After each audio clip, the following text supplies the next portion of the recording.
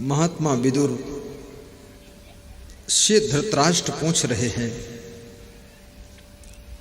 वह कौन सा उपाय है जिससे मनुष्य के घर में सुख रह सकता है। गौर करना, सुख। विदुर जी कहते हैं, राजन, 6 चीजें जिसके घर में होती है वहां सुख निवास करता है। आज लास्ट में मैं सुख की चर्चा कर देता हूं। अर्थागमो नित्यम अरोगिता च। विदुर जी कहते हैं, जिसके घर में डेली इनकम सोर्स है, जिसके घर में नित्य आर्थिक आमदनी होती है, उस घर में सुख निवास करता है।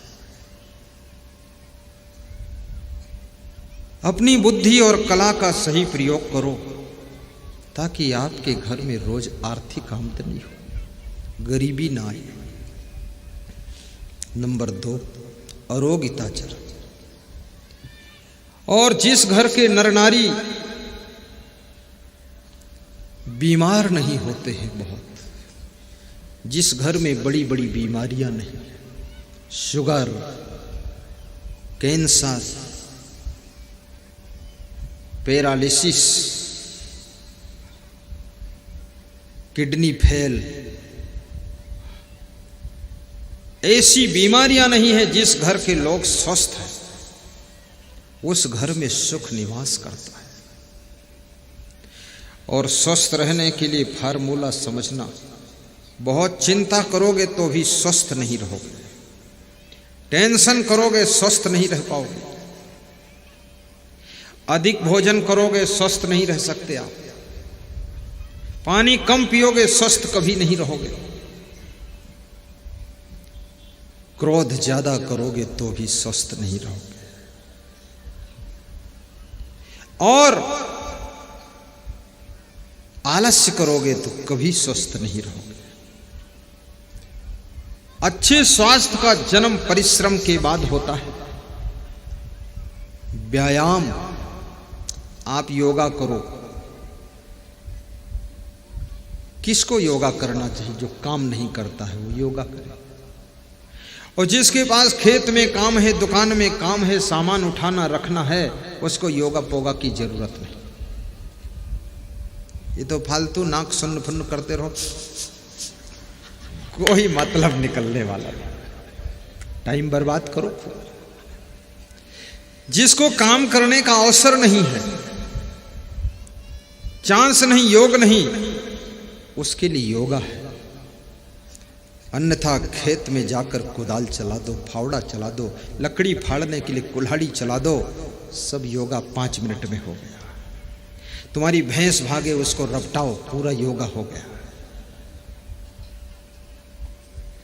शरीर थकना चाहिए, शरीर पर प्रेशर पड़ना चाहिए, पसीना निकलना चाहिए, तो शरीर स्वस्थ रहेगा। और कम खाओ, और भोजन अच्छी तरह से पकाकर स्वादिष्ट भोजन करो। भोजन में तेल कम डालो, घी कम खाओ, मिर्च मसाला कम डालो। कितने घरों में तो ऐसी सब्जी बनती है कि सब्जी के ऊपर तेल तैरता रहता है, छू लो बस सब अंगुलियां तेल में भीग गई, और खा लो तो पेट में तेल ही तेल भरा। ऐसे लोग स्वस्थ। अधिक तेल खाने से, अधिक मिर्च मसाला खाने से शरीर भी बदसूरत हो जाता है, सुंदरता खत्म हो जाती है। तो विदुर जी कहते हैं, जिसके घर में बीमारी बहुत नहीं है, सर्दी जुकाम बुखार मौसम के अनुसार आ गया तो आ गया, नहीं तो स्वस्थ है सब। और प्रियाचा भार्या, जिस घर की स्त्रियां प्रिय स्वभाव की है, सुंदर स्वभाव है। चेहरे से सुंदर तो बहुत सारी स्त्रियां होती हैं, लेकिन स्वभाव से सुंदर स्त्रियां हों तो घर में सुख हो सकता है। और स्वभाव एक ऐसी चीज है, इसको जितना बिगाड़ो बिगड़ जाएगा, और जितना सुंदर बनाओ सुंदर हो जाएगा। और स्वभाव का प्रभाव मरने के बाद भी रहता है। जिस घर में सुंदर स्वभाव की स्त्रियां हैं, सुंदर स्वभाव के पुरुष हैं, उस घर में सुख निवास करता है। आदतें अच्छी है। तीसरी चीज प्रियवादिनी चा, जिस घर की नारियां पुरुषों के उलझने पर भी प्रिय बोलती है, पुरुष कभी नाराज हो गए लेकिन फिर भी वह मीठी बोली बोल करके उनको ठंडा कर लेती है, ऐसी स्त्रियां जिस घर में रहती है उस घर में सुख निवास करता है। अभी मेरा सत्संग दंगवाड़ा में था, एक सज्जन मिले, परिवार मिला तो कह रहे थे उनके परिवार के लोग कि जब तक ये भोजन नहीं कर लेते हैं तब तक हमारे घर में घबराहट रहती है। तो मैंने कहा क्या मतलब? बोले भोजन से बहुत उलझते हैं, दाल ठीक नहीं, सब्जी ठीक नहीं, चावल ठीक नहीं, थाली फेंक देंगे। तो रोज हम यही भगवान से प्रार्थना करते हैं कि बस इनका बेड़ा पार हो जाए। तो मैंने उनको समझाया, पति पत्नी दोनों बैठे थे, तो उनकी पत्नी ने क्या कहा, ये कितना ही उलझ जाते हैं पर गुरुदेव मैं मीठा बोलकर ही इनसे व्यवहार करती हूँ तो फिर ये थोड़ी देर में ठंडे हो जाते हैं। जिस घर की नारियां ऐसी हैं, अपने पति के उलझने पर, पुरुषों के उलझने पर भी उलझती नहीं है, शांति और मिठास बनाए रखती हैं, उस घर में सुख लहराता रहता है, सुख लहराता है।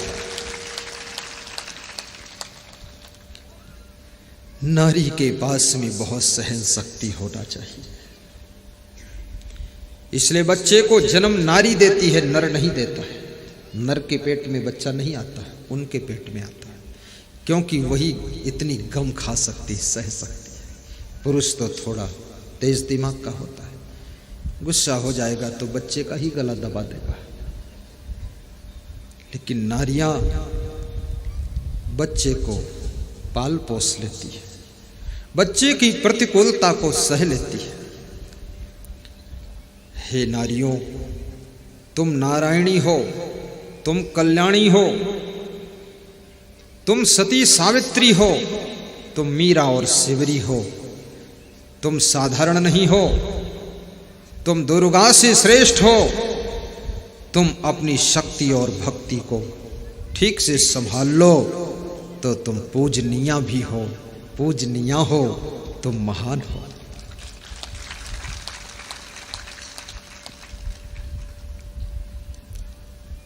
वश्यस्य पुत्रो, और पांचवी चीज जिस घर में है, तो पांचवी चीज उनके घर में सुख निवास करता है जिनके घर में वश्यस्य पुत्र, जिनके घर में आज्ञाकारी पुत्र रहते हैं। वाह वाह, आज्ञाकारी पुत्र। आज्ञाकारी जो पुत्र होता है केवल पुत्र नहीं होता है, वो पुत्र वास्तव में पिता का मित्र होता है जो आज्ञाकारी होता है। जिनके घर में आज्ञाकारी पुत्र और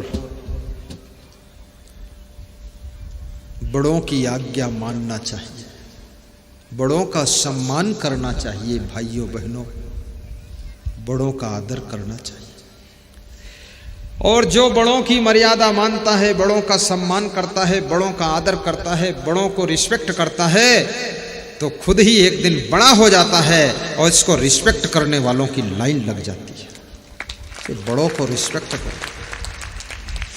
जब तुम बड़ों का अपमान करते हो, बड़ों की मर्यादा को तोड़ते हो, और बड़ों का अनादर करते हो तो छोटे लोग इस व्यवहार को तुम्हारे देखते रहते हैं और वह समझ जाते हैं ये खुद ही बहुत नालायक है, फिर वह तुम्हारे साथ में नालायकी का व्यवहार करते हैं। इसलिए याद रखना, अपनी मर्यादा को बचाने के लिए, अपने सम्मान की रक्षा करने के लिए, अपने आदर की रक्षा करने के लिए बड़ों का आदर करना चाहिए ताकि तुम्हारा आदर बना रहे।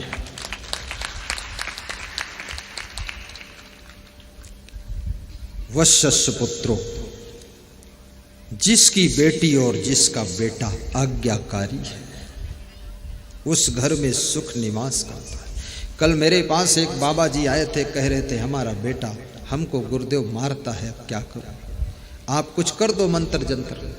तो मैंने कहा बेटे को ले आओ तो कुछ कर दूं। बोले देखो हाथ पे मारा, हाथ टूट गया है, बहुत दुखी आत्मा थे। मैंने कहा साथ में रहता, बोले अब तो अलग अलग रहते लेकिन फिर भी परेशान करता है। ये बेटा नहीं है, ये पुत्र के रूप में शत्रु पैदा हुआ है। और खूब कर्म बिगाड़ते रहो, तुमको भी ऐसा ही खतरनाक बेटा मिलने वाला है। ये सब कर्म का फल मिलेगा। अपने बूढ़े माँ बाप को दुख मत दीजिए, उनको रुलाइए मत। कम से कम उनको सुख न दे सको तो उनको दुख देने का कार्य आपका नहीं है। और अपने बेटे को भी संभालिए। छठी चीज, अर्थ करी च विद्या। जिस घर के लोग कलाकार हैं, गुणवान हैं, योग्य हैं, जिस घर का बच्चा जवान बूढ़ा हर व्यक्ति नई नई कलाओं का ज्ञान रखता है और सभी कमाने लायक हैं और सभी कमाते हैं, सभी मेहनत करते हैं, जिस घर में कोई आलसी नहीं है उस घर में सुख निवास करता है। इसलिए योग्य पुत्र बनो, योग्य बहू बनो, योग्य पिता बनो, योग्य मां बनो, योग्य लाड़ी बनो, मेहनत करो। ये 6 बातें आपके घर में आज से विकसित होना चाहिए ताकि आपको सुख मिल सके। आप सबका कल्याण हो। महात्मा विदुर से महाराजा धीराज धृतराष्ट्र प्रश्न पूछ रहे हैं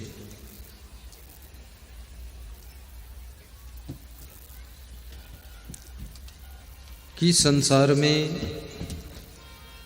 मनुष्य उन्नति करना चाहता है, विकास करना चाहता है, तो उसे क्या क्या सावधानी रखना चाहिए।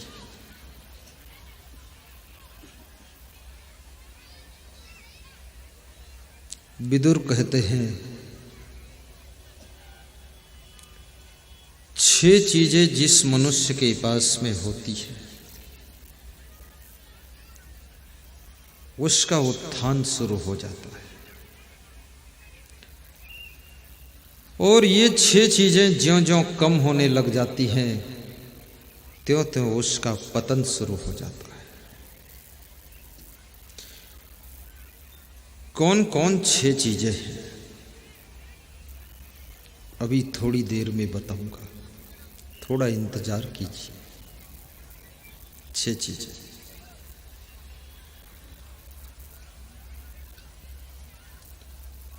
संत कबीर से किसी भक्त ने प्रश्न पूछा है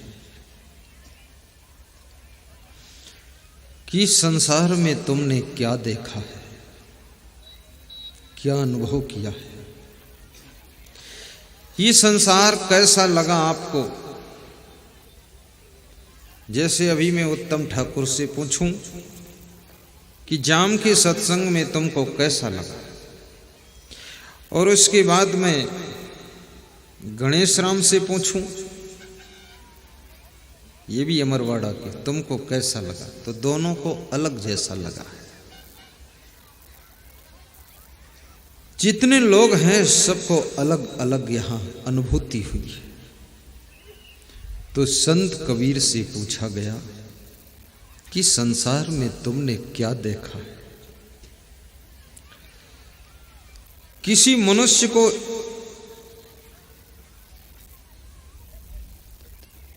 1000 लोग देखते हैं, उस मनुष्य में 1000 ढंग की बातें दिखाई देती है। देखने देखने में अंतर है, सुनने सुनने में अंतर है, बताने बताने में अंतर है, अंतर में जंतर मंतर है।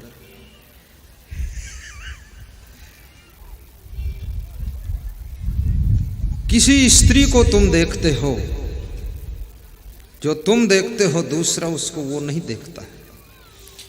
कोई इसको माँ के रूप में देखता है, कोई बहन के रूप में देखता है, कोई दादी के रूप में देखता है, और कोई देवी के रूप में देखता है, और कोई नारायणी के रूप में देखता है, और जिसकी आंख मलिन है उसको भोग के रूप में नारी दिखाई देती है।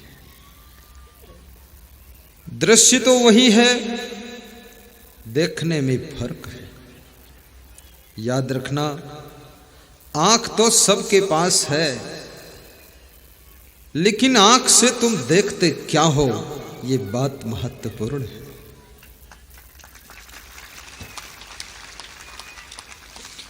चोर जब किसी नारी को देखता है तो उसको नारी नहीं दिखती है, चोर को उसके गले की चैन दिखती है, और चैन भी नहीं दिखती है। थोड़ी देर के बाद वो चैन जहां से खुल सकती है वो नट बोल्ट दिखाई देता है, यहां से निकल सकती है। और ऋषि मुनियों ने कहा है कि नजरें बदली तो नजारे बदल गए, नजरें बदली तो नजारे बदल गए, और नजरें बिगड़ी तो नजारे बिगड़ गए, और किश्ती ने रुख बदल दिया तो किनारे बदल गए, किनारे बदल गए। सत्संग तुमको आंख नहीं देता है, सत्संग तुमको देखने का ढंग देता है। आंख वही रहती है, केवल सत्संग तुम्हारी नजरों को बदल देता है। सत्संग आपके जीने के ढंग को बदल देता है। सत्संग तुम्हारे घर को नहीं बदलता है, तुम्हारे शरीर को नहीं चेंज करता है। सत्संग घर में किस ढंग से रहना चाहिए, रहने का ढंग बदल देता है। उसी घर में जिसमें तुम परेशान रहते थे, उसी घर में अब तुम खुश रहने लगते हो। ये सत्संग करता है।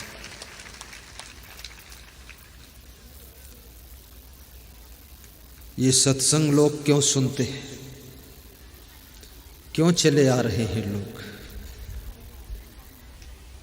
इनको यहां मैं कुछ देता नहीं, बल्कि ये हमको देते हैं, दक्षिणा देते हैं।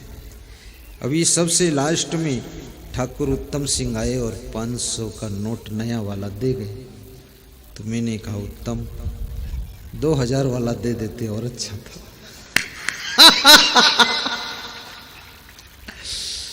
बहुत प्यारा भक्त है, गुरु मंत्र भी लिया है, माला भी पहना है।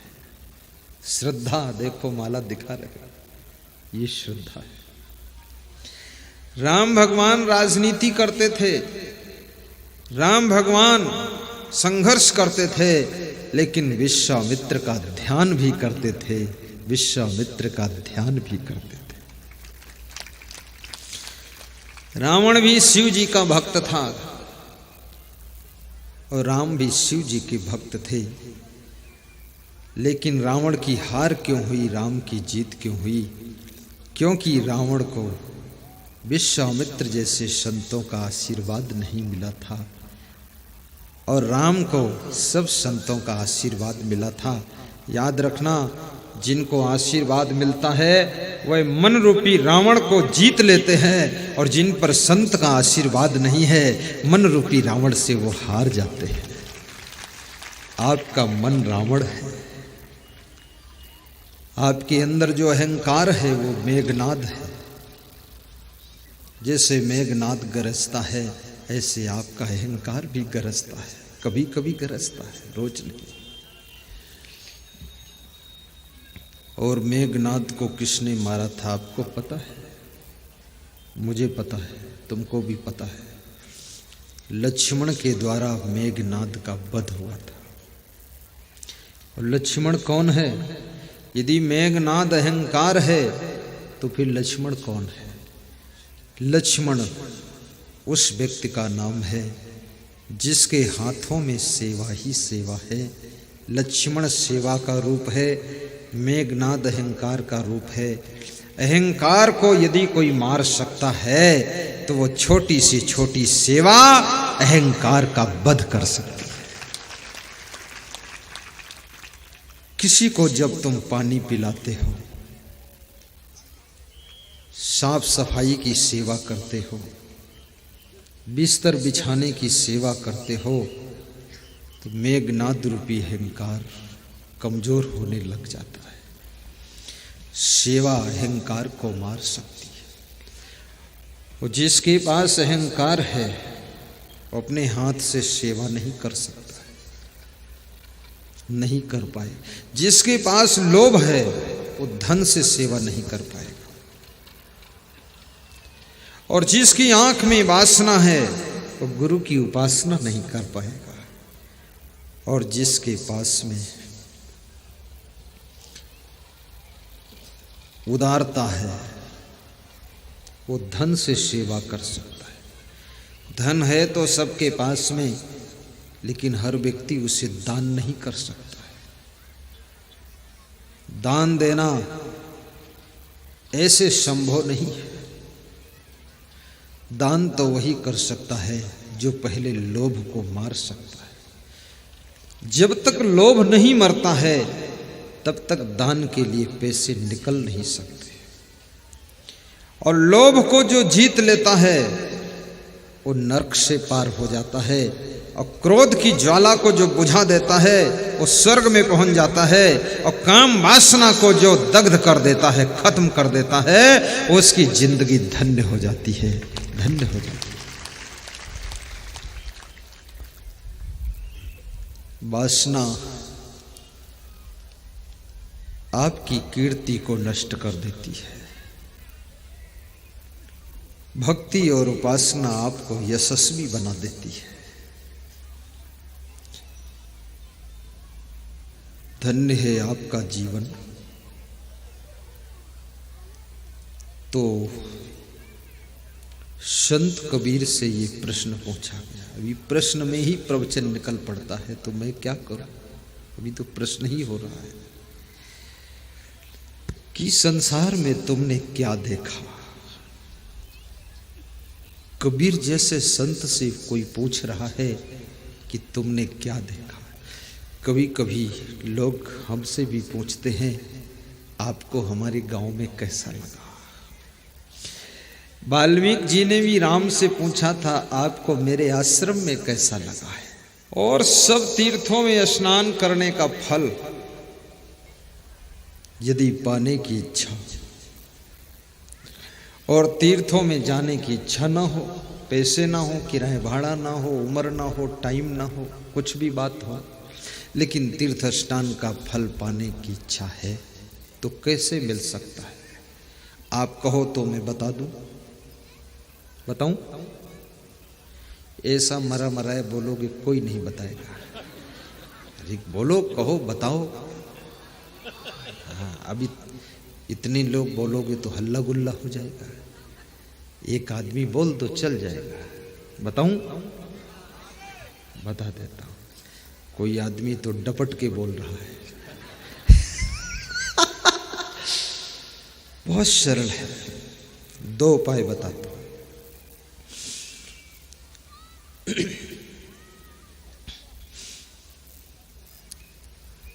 विदुर से धृतराष्ट्र ने यही प्रश्न पूछा है। धृतराष्ट्र कहते हैं, विदुर, सब तीर्थों में स्नान का जो फल मिलता है, तो बिना तीर्थ में स्नान किए वो फल, उससे ज्यादा फल मिल जाए, ऐसा कोई उपाय है? धृतराष्ट्र बहुत खिलाड़ी आदमी है, तीर्थ में जाना नहीं चाहता और उससे ज्यादा फल पाना चाहता।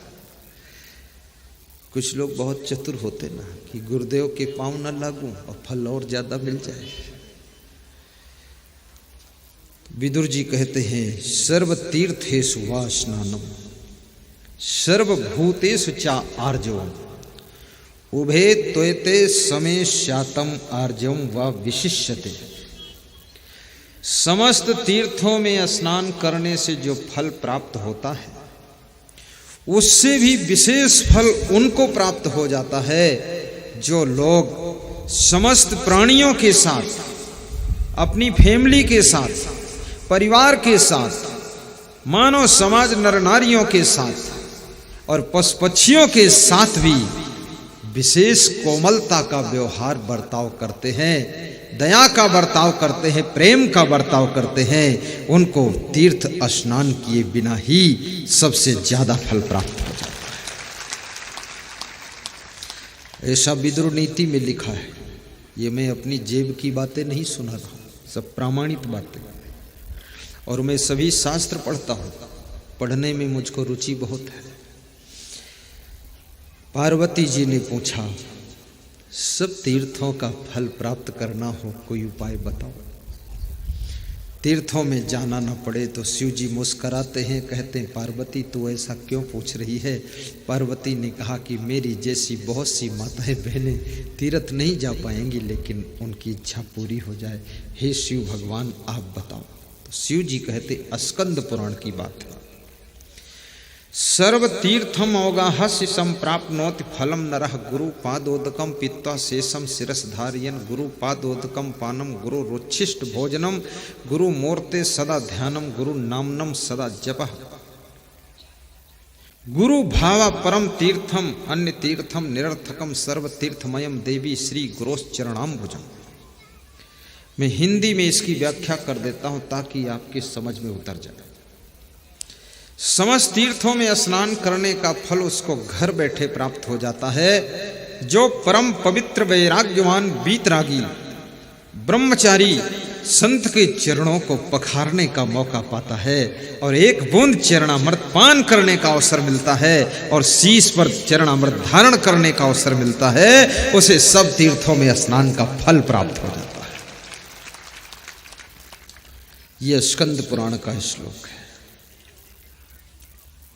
फिर बताया कि कभी कभी चरण पखारने का अवसर ना मिले, ऐसा होता ना, और चरणामृत भी ना मिले। जैसे यहाँ इतनी भीड़ है, बहुत लोगों की इच्छा है चरण पखारूं, चरणामृत लूं, लेकिन नहीं मिलेगा, अवसर नहीं। तो पार्वती जी पूछ रही अगर ऐसा टाइम नहीं है, योग नहीं है, तो दूसरा क्या कोई उपाय है जो इसके अतिरिक्त कुछ करने से सब तीर्थों के स्नान का फल मिल जाए। शिव जी कहते हैं पार्वती सर्व तीर्थमयम देवी श्री गुरोश्चरणाम्बुजम। हे देवी सर्व तीर्थों का फल उनको भी प्राप्त हो जाता है जो गुरुदेव के कमल रूपी चरणों की सेवा करने को पा जाते हैं, तन से मन से धन से उनकी सेवा कर देते हैं, उनको भी सब तीर्थों का फल प्राप्त हो जाता है। चरणामृत नहीं मिला, दूर से सेवा कर दिया है। तो आइए हमारा जो प्रसंग है उसको हम ले लेते हैं। संत कबीर से पूछा गया कि आपको ये संसार, आपने इसमें क्या देखा। कबीर इसका उत्तर दे रहे हैं। आइए एक प्रश्न और ले लेता हूं। भगवान श्री कृष्ण से अर्जुन पूछ रहे हैं, हे कृष्ण, हे सखा, मैं ये जानना चाहता हूं कि राक्षसों के क्या लक्षण होते हैं। राक्षस किसे कहते हैं? कृष्ण कहते हैं कि अर्जुन, तुम्हारा ये बहुत बड़ा सोच है अर्जुन। दंभो दर्पोभिमानश्च क्रोधः पारुष्यम एव च अज्ञानम च अभिजातस्य पार्थ संपदम आसुरी। कृष्ण कहते हैं वह राक्षस है, वो निशाचर है जो दंभ करता है। दंभ माने दिखावा, पाखंड, आडंबर, है कुछ और दिखावा कुछ और कर रहा है। कृष्ण कहते हैं कि वह राक्षस है, निशाचर है। जैसे रावण साधु तो नहीं था, लेकिन साधु का भेष बनाकर सीता जी की कुटिया में चला जाता है, दिखावा हुआ। और कर्म इंद्रियाणि यह संयम यास्ते मनसा स्मरण इंद्रियार्थान विमूढ़ात्मा मिथ्याचारा सह उच्यते। जो कर्म इंद्रियों को बस में कर लेता है, लेकिन मन के अंदर धीरे धीरे सांसारिक विषयों का स्मरण करता रहता है, कृष्ण कहते हैं वो मिथ्याचारी पाखंडी होता है, पाखंडी होता है। दंभो दर्पोभिमानश्च, और जिसको घमंड है, पद का घमंड। ज्ञानी का पहला लक्षण बताया गया, अमानित्वम आदम्भित्वम अहिंसा शांति आर्जवम आचार्योपासनम शौचम स्थैर्यम आत्म विनिग्रह। जो पूज्य है, श्रेष्ठ है, महान है, बड़ा है, लेकिन अपने बड़े होने का जिसको अभिमान नहीं है, निर्माण है, उसको ज्ञानी कहा जाता है। ज्ञानी का लक्षण है, बड़े से बड़े पद पर बैठा है, लेकिन नम्रता है। और जब किसी को मिलना तो सबको हाथ जोड़कर प्रणाम कर देना। तुम्हें कोई हाथ जोड़े न जोड़े, तुम टेंशन मत लेना फालतू, तुम अपना काम करो, वो जोड़े न जोड़े, नमस्कार सबको कर दो। और नमस्कार में बहुत बड़ी शक्ति है। जिसको तो